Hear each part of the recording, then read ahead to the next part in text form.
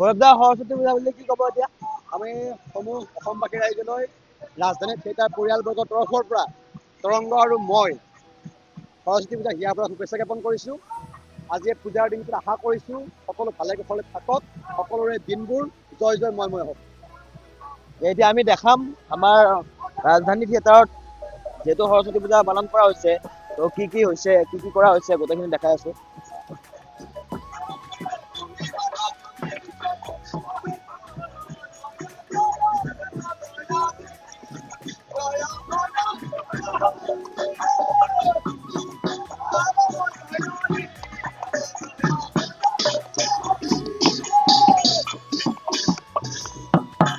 তোমাৰ লীলা অত ৰাতি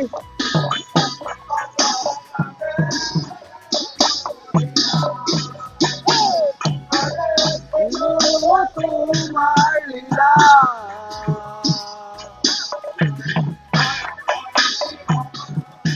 চাজুদা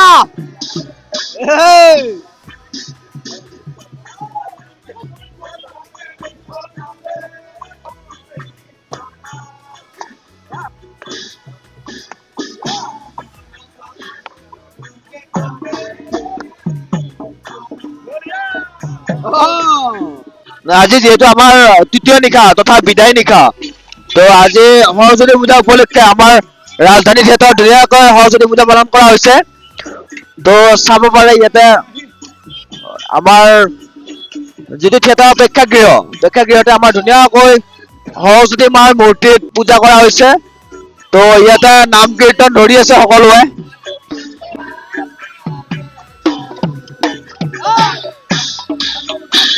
হলৈ না যাবা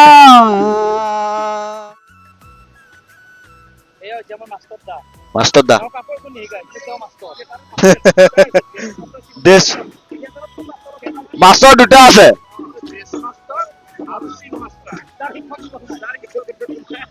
যাৰ শিক্ষক দিৱস নাই আমাৰ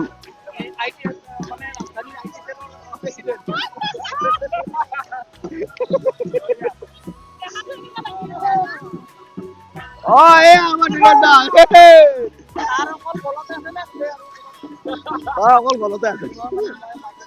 নাই নাই নাই বা কি কব? মানুহজনৰ ফোন আহিছে, এইটো কিন্তু যাব, এইটো কিন্তু অকে অকে ডান। মজা একদম মজা। মানুহজনে ভিডিঅ' কল কৰিছে নেকি? আচ্ছা বোলে আমাৰ ইয়া ৰুবুল কেনেকুৱা সুন্দৰ পৰিৱেশ, একদম ৰাজধানী থিয়েটাৰৰ প্ৰেক্ষাগৃহ উদুলি বদলি হৈ আছে একদম। আমাৰ ইয়াতে নাম কীৰ্তন ধৰি থকা হৈছে ষ্টেজৰ ওপৰতে,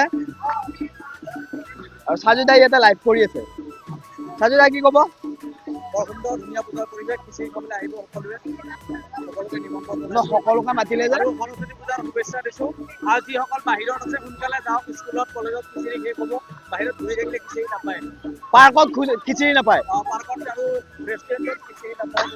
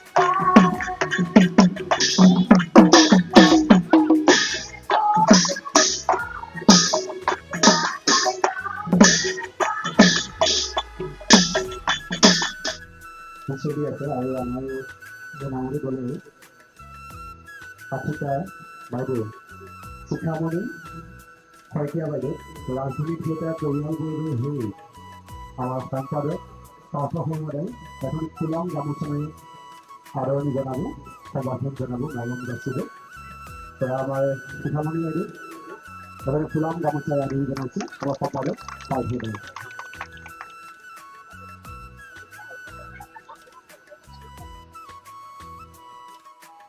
সৰস্বতী পূজা উপলক্ষে আমাৰ ৰাজধানী থিয়েটাৰত খিচিৰি আৰু পায়সৰ ব্যৱস্থা কৰা হৈছে। আমাৰ মহাদাই ধুনীয়াকৈ খিচিৰি বনাই আছে সকলোৰে বাবে।